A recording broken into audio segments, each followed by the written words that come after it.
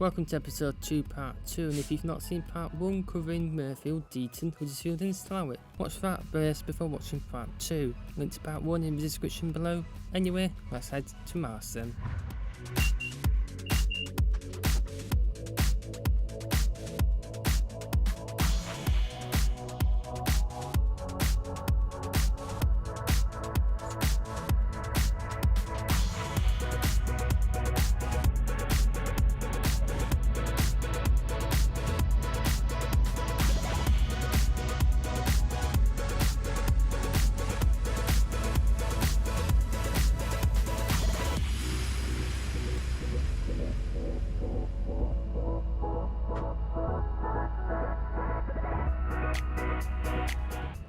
Shortly be arriving at Marsden.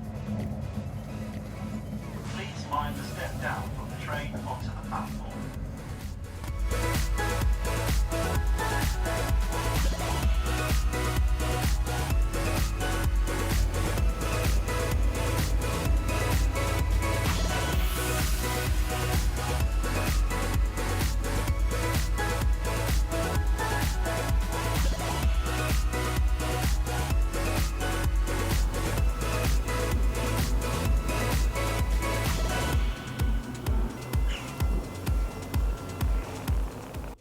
Good morning from Marsden, and what is now a 2-day episode as TP decided to not run any trains out of Slough the other day. So it's a few days later. I'm here at Marsden, which is the last stop in West Yorkshire before we enter Greater Manchester.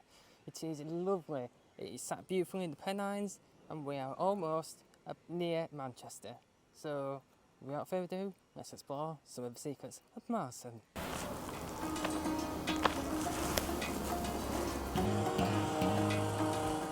Platforms 1 and 2 at Marsden are accessed by separate staircases from Station Road, with platform 3 being accessed by walking down the road and over the Huddersfield Narrow Canal. However, on platform 2 you can see a large area to the right which was once the old platform 3, with today's platform 3 being on the site of where platform 4 used to be. In 2018, passengers at Marsden on platform 2 had to deal with an 18-inch gap between the train and the platform, which was raised later that year. And you can see the old eye to the old platform, which is separated by this metal fence.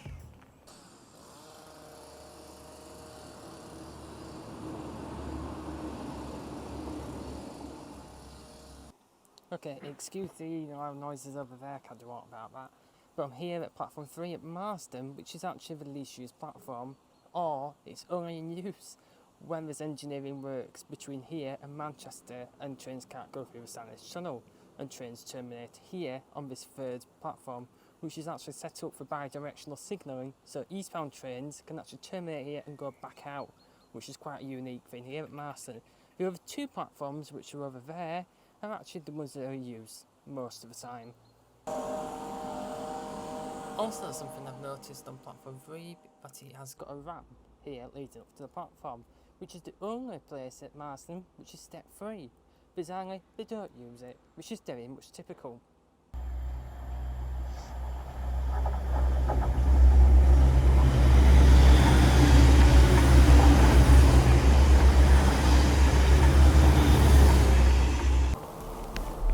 The station is about half a mile east of the Sandwich Rail and Canal tunnels, which is a 20-minute walk along the canal or by walking along the tops of Redishire Road.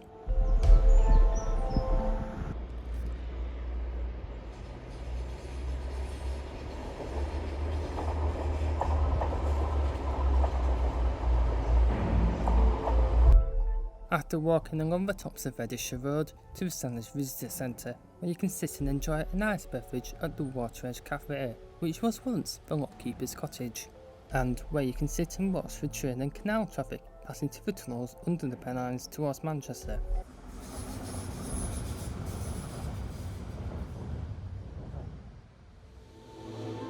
There's a little museum which was closed when I stopped by, where you can learn about the history of the tunnels in more detail. So there's 4 tunnels at the site of the highest, longest and deepest canal tunnels in Britain, with the first tunnel at Stalybridge being built for canal traffic, which took 17 years to build a 3-mile long tunnel under the Pennines, which opened to traffic in 1811. But it unfortunately closed to traffic in 1943 when maintenance stopped and the tunnel fell into a state of disrepair. But following a £5 million restoration to the tunnel, it reopened in May 2001, and now you can book special boat trips through the canal tunnel.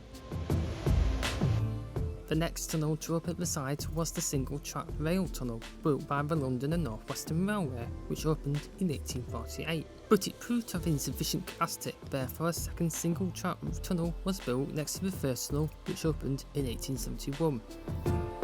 Then the LNWR opened a third double-track tunnel in 1894, with this tunnel still serving the Huddersfield line between Leeds and Manchester, with the two single-track tunnels closing between 1968 to 1970.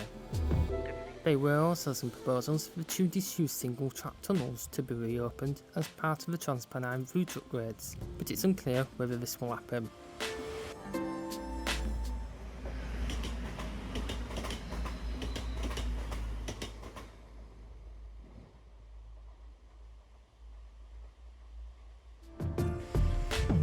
So let's head back to Marsden and head through the tunnel to Manchester.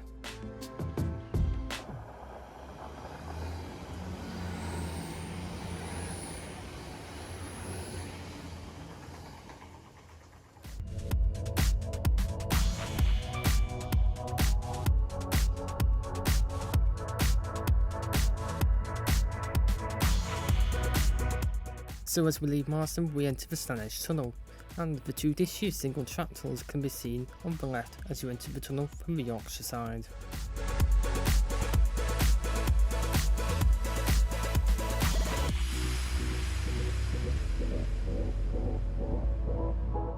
Before 1974, the entirety of the Stanage Tunnel was in the West Ridings of Yorkshire, now known as West Yorkshire, but when the boundary changes happened, the eastern part of the tunnel was now in West Yorkshire and the western end was in Greater Manchester, which means you cross the boundary halfway through the tunnel.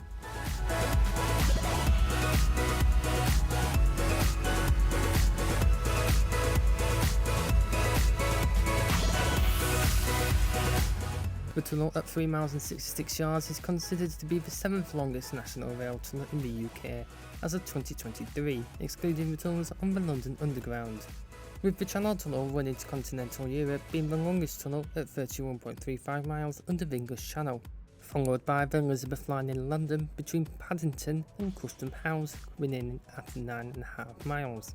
The London Tunnel 1 and 2 on the high-speed 1 main line from Kent into London St Pancras, the Severn Tunnel on the Great Western Main Line, and the Tottenham Tunnel on the Sheffield to Manchester line.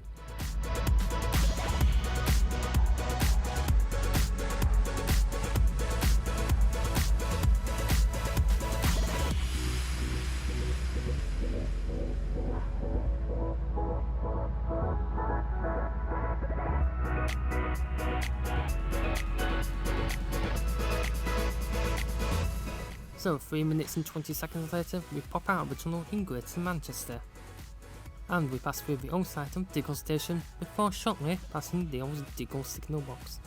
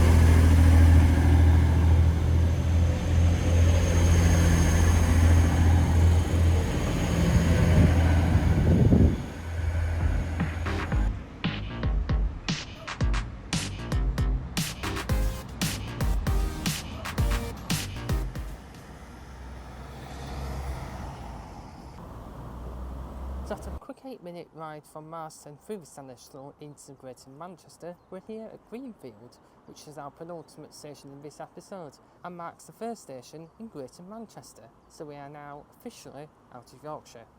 It seems like the Huddersfield line seems to be a majority in Yorkshire. So, without further ado, let's explore Greenfield. Greenfield station opened in August 1849 with the spur to Oldham opening to the south of the station in July 1856, with the spur to the north of the station heading to Delft opening in September 1951, with both the spur lines to Oldham and Delft both closing in 1964.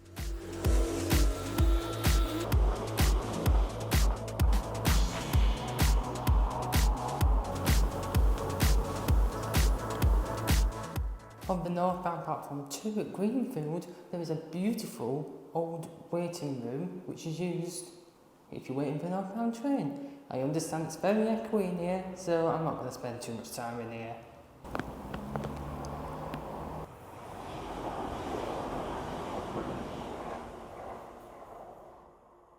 If you head to the western end of platform 2, you can see the Old Bay platform, where trains started and terminated and ran up the spur to Oldham, but the Old Bay platform has been utilised as part of the platform's extension. The Beeching report proposed closure of all stations between Stalybridge and Huddersfield in 1968. However, only half of the stations, including Diggle and Saddleworth, were closed, leaving Greenfield the only station to serve the Saddleworth area. Following the Beeching cuts, the station services were drastically reduced to just a handful of journeys between Manchester and Huddersfield during peak hours, until 1991, when a new timetable was introduced bringing hourly service to all stations between Manchester and Huddersfield.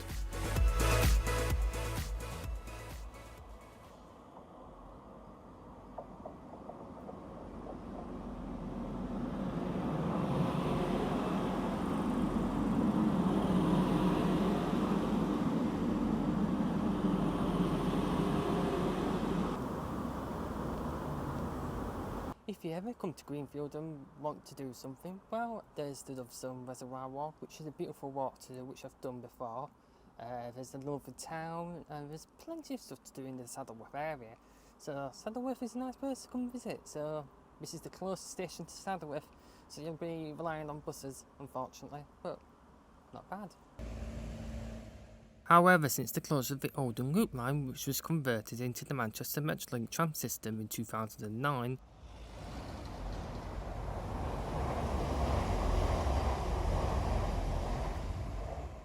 Greenfield is now the only remaining National Rail station in the borough of Oldham, with the town a 15-minute drive from here.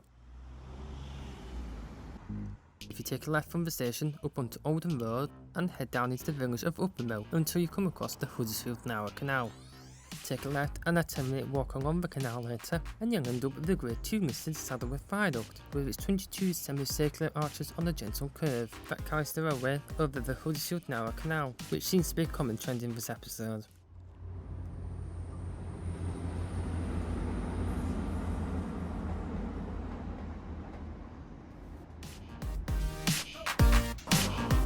So that's Greenfield in a nutshell, so let's head to our final stop, which is Mosley.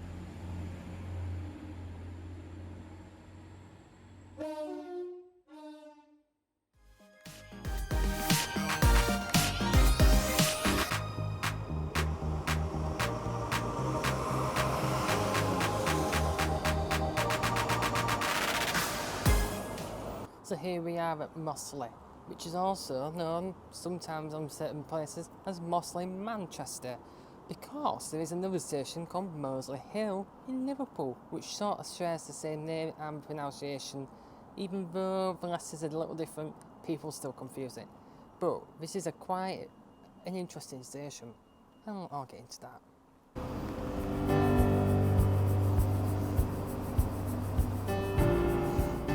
So it seems that there's not much to talk about in Mosley, but on the western end of platform 2, you can see this fenced off section where you can clearly see the platform goes a little further.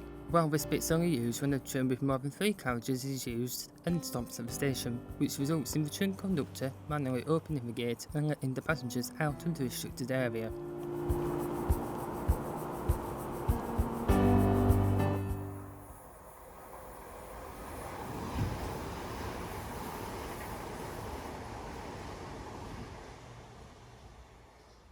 According to a sign here at the station, apparently Mosley boasts to have the oldest chippy in the UK and where JD Sports began. Whether that's true, I have no idea. If the sign says something, what am I supposed to say?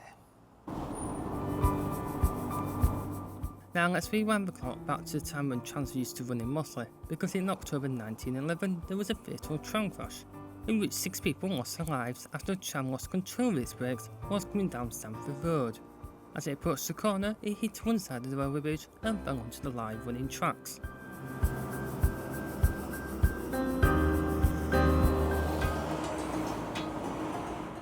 On platform 1 at Mosley is an art installation by Robert Walker, which was inspired by Mosley's local retailers with vintage signage throughout the ages, including long-run butcher shops, photography studios and drapers. There's 11 intricate panels featuring his work along the platform and in the station's waiting room. But unfortunately when I stopped by, the waiting room was closed, so you just have to imagine what it looks like. But should ticket offices close, the waiting rooms here at Mosley and Greenfield could potentially be closed for good.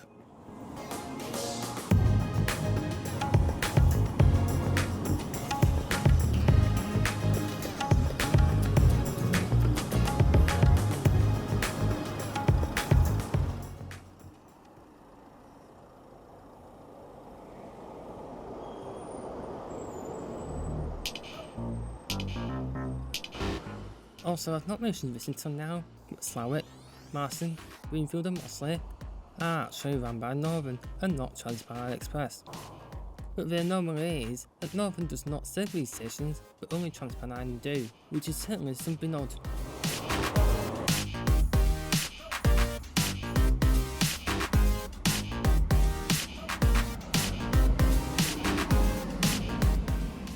So that's it, the end of episode 2 of exploring secrets of the Huddersfield line. And in the next episode we'll be exploring the stations from Stalybridge through Ashton through to Manchester Victoria, and then we're focusing on the Manchester core stations from Manchester Victoria via the ordsall chord through to Deansgate, Manchester Oxford Road and Manchester Piccadilly, which will be the end of this 3-part series exploring the secrets of the Huddersfield line. So until next time, see you later.